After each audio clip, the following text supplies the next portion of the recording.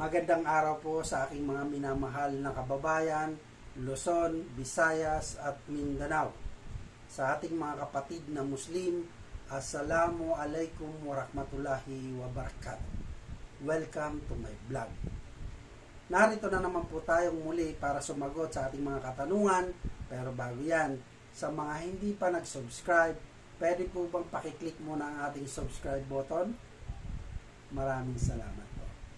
Para sa mga nanonood ng vlog natin ngayon, ang tatalakayin natin ngayon ay tungkol sa tanong na paano piliin ang tamang negosyo para sa inyo.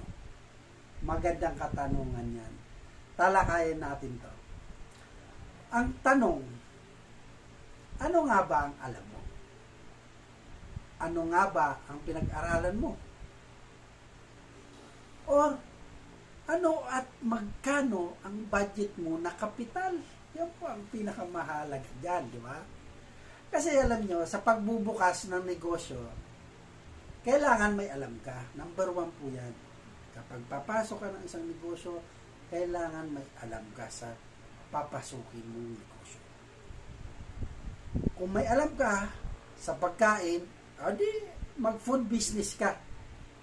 Magbukas ka ng restaurant, coffee shop, milk tea. So, yun po. Kung magandang knowledge mo sa pagkain, di ba?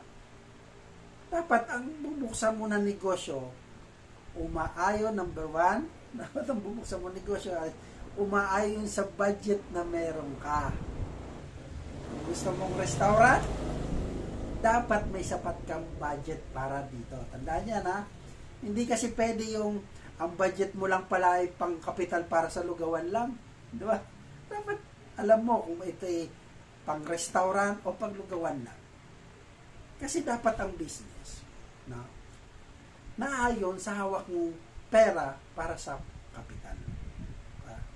Pati yung knowledge mo dito. Di ba? Kailangan yan talaga, combine talaga sila. Diba? Pangalawa, yung market. Di ba? Kailangan alam mo sino ba ang target mo. Di ba? Kung ang business mo ay pangbata, ay dapat, malapit ka dapat sa mga eskwelahan, sa school. Katulad halimbawa ng pharmacy. Kung gusto mo ng pharmacy, dapat malapit ka rin sa hospital. Diba? Yun na yan. Kung gusto mo halimbawa ng palengke, doon ka sa mga matataong lugar. No? So, kailangan pag-aralan mo. No? Kasi, kailangan pag-aralan mo rin kung marami ka bang magiging customers or consumers na bibili ng product mo. Yan yung mga ilang tips lang na para sa pagbubukas ng negosyo. So, anong mga to, di ba? Tandaan nyo lagi, no? Number 1, knowledge. Pangalawa, budget. Pangatlo, market. So, iyan lamang po dapat ang tandaan kung ikaw ay nais mong magnegosyo. Maliwanag po ba? Yan lamang po muna sa ngayon. Hanggang dito na lamang po muna. Para sa may mga katanungan, mag-comment lamang po kayo dyan at siguradong sasagutin ko yan sa abot ng aking makakaya. Hanggang sa muli, Robert Caballero agad.